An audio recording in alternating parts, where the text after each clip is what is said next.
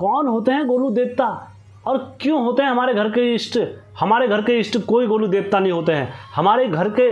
और पापा जी आपका दिमाग खराब हो गया है, ये जितने लोगों के पीछे पड़े रखो ये सब पैसा कमाने का प्रपंच रचा हुआ है एक इन लोगों ने। दरअसल ऐसा जो कहना था वो अशोक जी के पुत्र का था और भरेआम एक शादी में पूरी डीजे में जागर लगाई इनने और जागर लगाने के बाद और गोलू देवता का सरेआम मजाक बनाया गया। कहाँ के देवता, क्या देवता। और अपने घर वालों के सामने जब पहुँचे तो दोस्तों सारी घटना आज की ये इस कहानी में, और कहानी में मैं कुछ भी असत्य नहीं बोलूँगा, जो बोलूँगा और जिसके परिवार पर बीती है दोस्तों वो परिवार ही जानता होगा कि गोलू देवता से पंगा लेना कितना भारी पड़ा पूरे परिवार को। हमेशा की तरह कहानी में आगे बढ़ने से पहले मेरे चैनल का इंट्रो।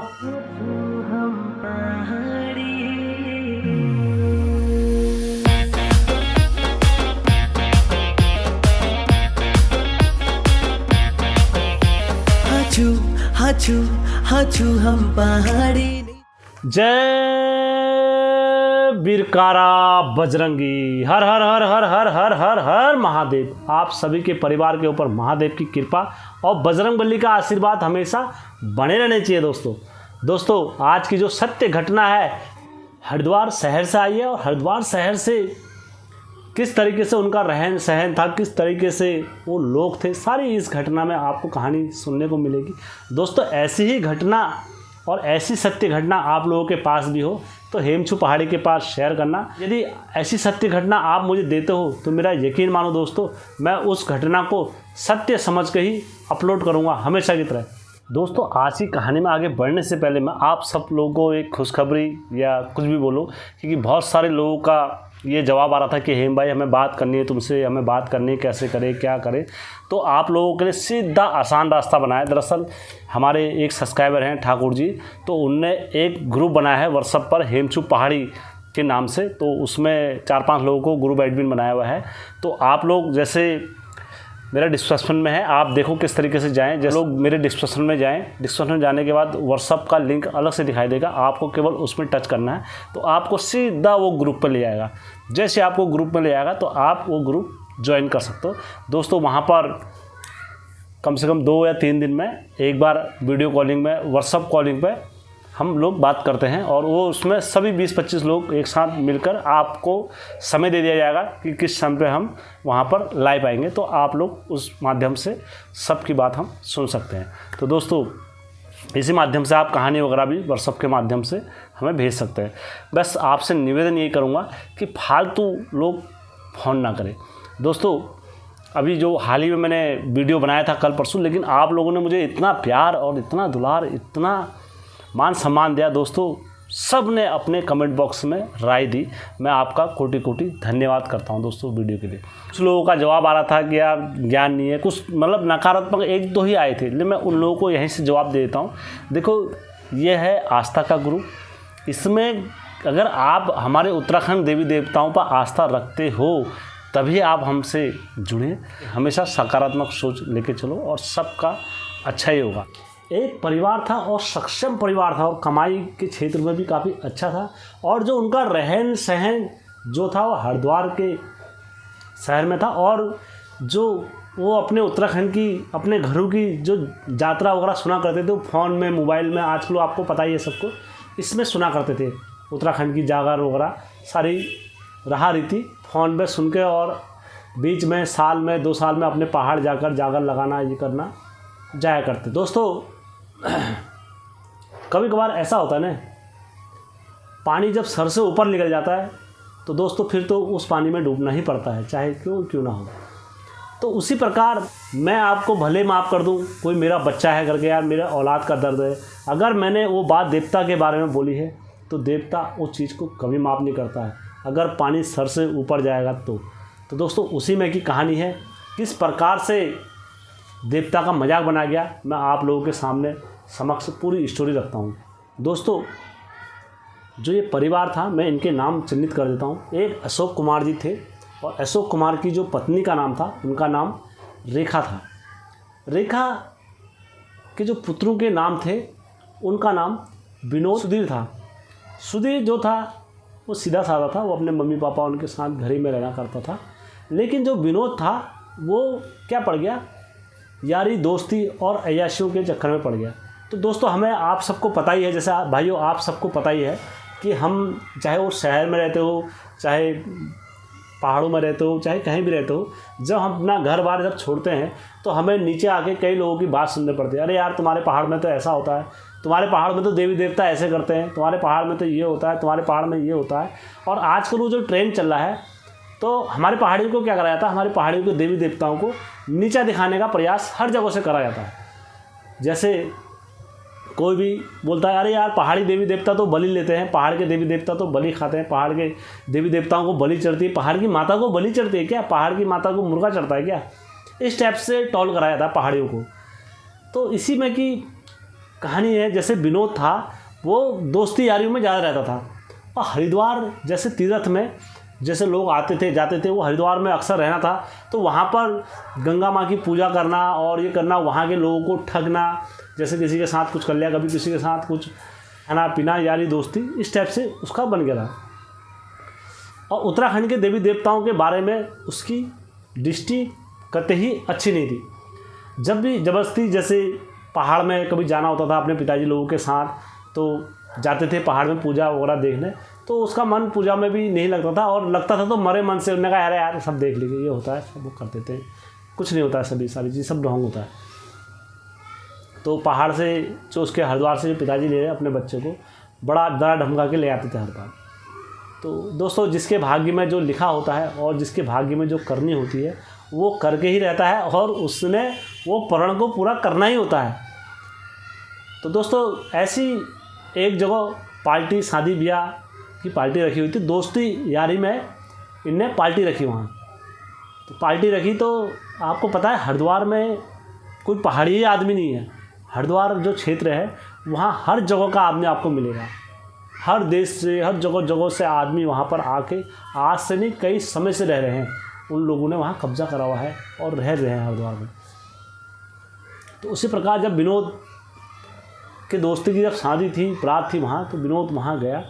तो दोस्ती यारी में जब पार्टी होती है, ड्रिंक वगैरह जब करते हैं, तो विनोद ने भी खूब ड्रिंक वगैरह लगा ली, और ड्रिंक ज़्यादा नहीं कम ही लगाई थी, पूरा होश हवास में था। तो इनने कहा, वहाँ दोस्तों ने कहा अरे यार तुम्हारे पहाड़ में तो ऐसे देवी देवता होते हैं, ये करते हैं वो करते हैं। इनने कहा यार पहाड़ के देवी देवताओं को मैं जूती में रखता हूँ, कोई पहाड़ का देवी देवता नहीं होता, जितने हैं ये सब ढोंगी और फरेब करते हैं, मुझे पता है, अरे इनकी कण कण के नस नस के बारे में जानता हूँ। यदि जैसे अगर कोई अपने परिवार का ही कोई बोले ना बाहर कि यार मेरे परिवार में ये होता है और वो होता है, तो उस परिवार के व्यक्ति की बात ज़्यादा मानी जाती है। अगर बाहर का व्यक्ति बोलेगा कुछ तो उसकी बात कम मानी जाती है। तो विनोद उनके सामने खुद इस बात को महसूस करा रहा था कि मैं पहाड़ का होके उत्तराखंड के देवी देवता ऐसे होते हैं, नीच होते हैं, और जितने डंगरिये होते हैं इनने क्या बना रखा है, एक जाल बना रखा है लूट का, पैसों का, और प्रपंच बना रखा है। ये प्रपंच को मैं पक्का तोड़ूंगा, और मैं इस प्रपंच को मैं अपने पिताजी लोगों से भी कह रहा हूँ और सबसे कह रहा हूँ, ये प्रपंच में मत पड़ो। लेकिन मेरा बुढ़ा इस बात को नहीं मानता है। वो हर बार एक साल में अपने पहाड़ देवी देवताओं की पूजा करने जाता है, और ज़बरदस्ती मुझे भी ले आता है यार दोस्तों। लेकिन अब मैं इस झंझट से परेशान आ चुका हूँ। तो नगा अच्छा, नगा चल कोई बात, नगा चल विनोद कोई नहीं, ज़्यादा हो रही दोस्त यार, ज़्यादा हो रही। तो दमंग टाइप के भी थे ये। अब क्या हुआ, वहाँ डीजे बज रहा था। तो डीजे में क्या हुआ, ये पार्टी जैसे हो रही थी, तो वहाँ पर सारे गाने बज रहे थे, नाचने चले गए काफ़ी लोग। तो विनोद ने क्या करा, जब नाचने चले गए तो जैसे वाला गाना बजता है, नाथ शंभु भोले नाथ शंभु, तो दोस्तों विनोद ने सबको डीजे में से हटा दिया और अपना धोती, मतलब जैसे धोती पहनते हैं और कुर्ता पहनते हैं, अपने शर्ट को ऐसे करके और ये करके अपनी शर्ट को कमर में बांध के और नाचने लगा। और ऐसे नाचने लगा देवतू की तरह। और नाचता तो चलो ठीक था, देवतू की तरह नाचते, जो भी करना ठीक था। फिर नाचते नाचते जय मामू की जय मामू की जय मामू की, और जैसे गोयल देवता नाचते हैं उस अंदाज में नाचने लगा कि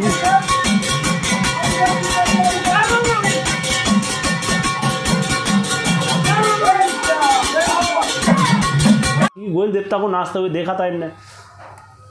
मानो जब ये कर रहे थे ऐसे, तो तो इनको एक अंदर से फील और इनके कानों में एक आवाज़ आ रही थी कि मत कर बेटा, ऐसा मत कर मत कर मत कर। तो इस बात को बताया बाद में, जब इनसे बात हुई तो इन्होंने इस बात को खुद बताया। जब इनके कानों में ये आवाज़ आ रही थी मत कर बेटा मत कर, ये मत कर, तेरे लिए सही नहीं है, लेकिन इन्होंने क्या करा वहाँ विनोद ने, इसने पूरी पार्टी में क्या बनाया, देवतों का उपहास बनाया, गोयल देवता का। और इस तरीके से बनाया और बोलने लगा पहाड़ी ऐसे करते हैं, पहाड़ी ये करते हैं, पहाड़ी ये करते हैं, जय मामू की जय मामू की। और वही गाने को रिपीट कर रहे थे, कभी क्या। और जितने वहाँ के पहाड़ देशी लोग थे सब हंस रहे थे, कहते वाह यार ये गोयल देवता कौन है, अरे वाह यार ऐसा करते ये करते। जितने औरतें थी और जितने वो थे सब उपहास बना रहे थे गोयल देवता का। इस तरीके से बना रहे थे मानो कोई व्यक्ति अपने पिता का स्वयं मजाक बना रहा हो। इस तरीके से गोयल देवता के बारे में वहाँ पर इन्होंने ये नाच रखा, ये परपंच इनने उस शादी में इनने इस टाइप से परपंच खेला वहाँ। जब पूरी बारात कंप्लीट हो जाती है, बारात कंप्लीट होने के बाद विनोद अपने घर को आता है, तो इनकी धेली पर जैसे ही ये पाँव कदम अंदर रखते हैं तो इनके पिताजी इनको बाहर रोकते हैं, खबरदार अंदर मत घुसना धेली पर। तो उनने देखा, उनने पिताजी आप ऐसा क्यों कह रहे हो मुझसे।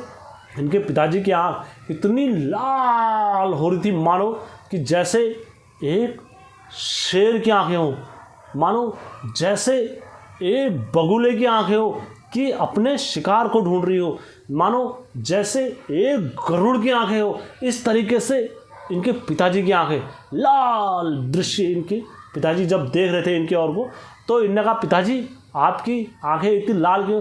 तो इनके पिताजी ने सीधा बोला बेटा तूने अच्छा नहीं करा, आज तूने अच्छा नहीं करा। कह रहा पिताजी मैंने क्या अच्छा नहीं करा, आप क्या कहना चाहते हो मुझे बताओ तो सही। कहते बेटा आज तूने मेरा खूब मजाक बनाया, आज तूने अच्छा नहीं करा। इसके वो कहते पिताजी काहे का मजाक बनाया, क्योंकि इनके पिताजी वहाँ जागर में नहीं गए हुए थे। इनके पिताजी उस घर की यात्रा में, पिताजी को तो पता भी नहीं था वहाँ क्या हुआ क्या नहीं हुआ यात्रा में, वहाँ शादी में। लेकिन इनके पिताजी इनसे कह रहे हैं कि तूने अच्छा नहीं करा। जी ऐसा कुछ नहीं है, मैंने आपका कोई अपमान नहीं करा, मैं तो वही। उन्होंने कहा बेटा मैं तेरा पिताजी नहीं, मैं तेरे घर का इष्ट बोल रहा हूँ, और जिसका तूने मजाक बनाया मैं वो बोल रहा हूँ गोयल। तो इन्होंने कहा अरे पिताजी क्यों वो कर रहे हो, कोई देवता देवता नहीं होता है, कुछ नहीं होता है, ये सारी बकवास बातें आप मेरे सामने मत करना।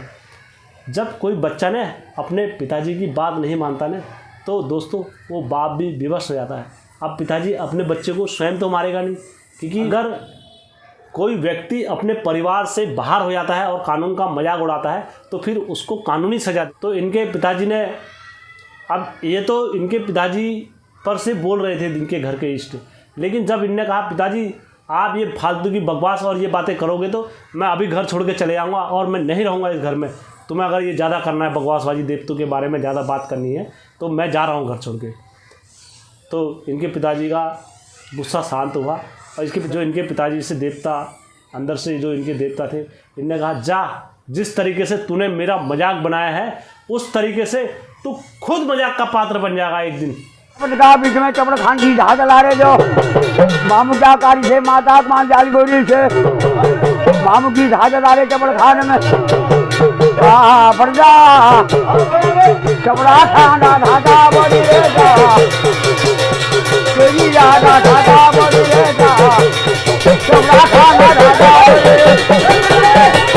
चपड़ा खाना ढाका। फट से इनके पिताजी को होश आया, कहा यार ये मैंने क्या बोल दिया अपने बेटे को, अरे मैंने तो यार ऐसे अपने बेटे को बोलना भी नहीं दिया था, ये क्यों मेरे मुंह से छूटा, किस लिए छूटा इनको भी पता नहीं लगा।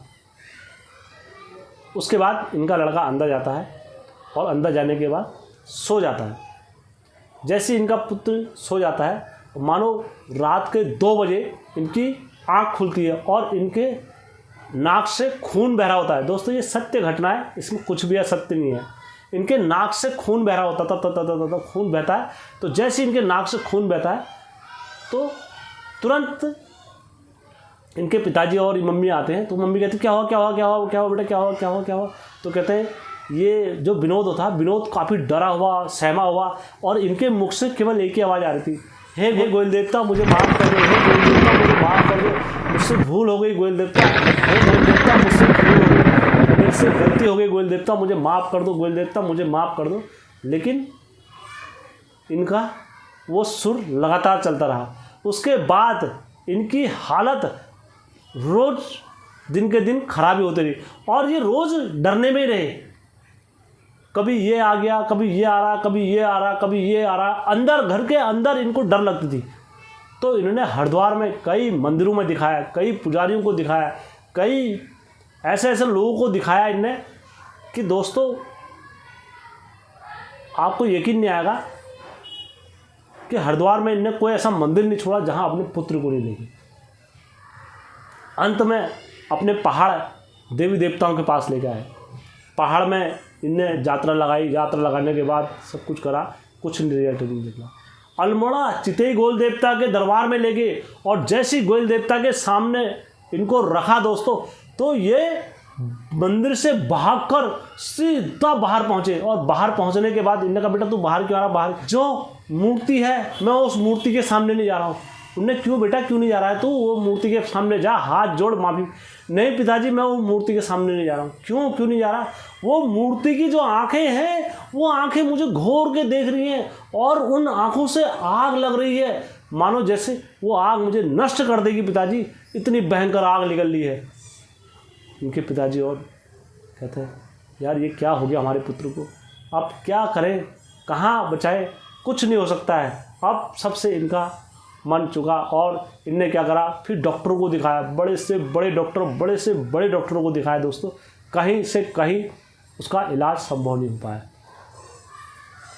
अंत में जो बोलते हैं वो दिखाने वाला आते हैं सेल्फिश, और जो मतलब जो डॉक्टर ध्यान पढ़ते हैं, ध्यान नेत्र से बोलते हैं, जो दिमाग मस्तिष्क पढ़ने वाले जो होते हैं जैसे आज के युग में चल रहे हैं, तो उसी प्रकार से जब डॉक्टर को ये ले गए साइकोलॉजिस्ट के पास, लड़के ने अपने मुंह से बताया कि जो वहाँ शादी में हुआ ऐसा ऐसा हुआ, ये हुआ और मैंने मजाक बनाया पूरे देवताओं का, और फिर उसके बाद उसी रात को सपना हुआ, मेरे सपनों में एक घोड़ा आया और मानो वो घोड़े के पाँव से आग निकल रही हो और पूरे घोड़े की पूंछ में ऐसी आग लगी हो, और जो तलवार लेके आ रहा था और वो इतनी तेज़ी से आ रहा था जैसे वो मुझे आज ही मार देगा। दोस्तों भले ही हम शरीर से कितने ताकतवर हो, लेकिन आत्मा प्रत्येक चीज़ जानती है कि क्या सही है क्या गलत है। तो दोस्तों वो इतना रो रहा था और फिर बाद में यही कह रहा था, हे गोयल देवता मुझे माफ़ कर दो, हे गोयल देवता मुझे माफ़ कर दो, हे गोयल देवता मुझे माफ़ कर दो। लेकिन डॉक्टरों ने सब ने हाथ खड़े कर दिए। उन्होंने कहा हम तुम्हारे इस लड़के को नहीं बचा सकते, ये तुम्हारा लड़का पता नहीं क्या चल रहा है इसके दिमाग में, पता नहीं क्या हो रहा, नहीं तो ये पागल है, पता नहीं क्या इसके दिमाग में थॉट बन रहे हैं, पता नहीं, हम इस चीज़ को नहीं पढ़ पा रहे हैं। आप एक काम करो, इसको पागल खाने में भर्ती कर दो। तो दोस्तों उसके बाद उनके माता पिता ने मरे मन से अपने लड़के को पागल खाने में भर्ती करा, और भर्ती करने के बाद आज भी वो लड़का पागल खाने में। दोस्तों ये सत्य घटना है, इसमें मैंने कुछ भी असत्य नहीं बनाया, इसलिए आप सबको चौकन्ना करता हूँ। क्या पता किसके घरे कैसे है, यदि आप कहीं पर देवताओं का उपहास बना रहे हो, कहीं पर सीढ़ी पर या कुछ भी आप कर रहे हो, कहीं आप का मजाक ये आपके परिवार पर भारी ना पड़ जाए कि एक छोटी सी गलती के कारण आपके माँ बाबू को अपना लड़का खोना पड़ सकता है, आपके माँ बाबू के घर में वीरान हो सकता है। इसलिए मैं आपसे विनती करता हूँ, रिक्वेस्ट करता हूँ कि ऐसी गलती ना करना। जैसे कि बहुत सारे लोगों को पता नहीं रहता है उत्तराखंड के बारे में, तो वो कुछ भी बोले तो चल जाता है, लेकिन जो उत्तराखंड के हैं उनको तो पता है कि उत्तराखंड की ताकत क्या है, और उत्तराखंड की देवी देवता आज से नहीं कर रहे हैं भला, कई युगों से उत्तराखंड के देवी देवता घर घरों में भला करते हैं और हिंदू राह रीति के अनुसार अपने वंशजों का कष्ट काटते हुए आ रहे हैं। सत्य घटना है, इसमें मैंने कुछ भी असत्य नहीं मिलाया है। धन्यवाद दोस्तों।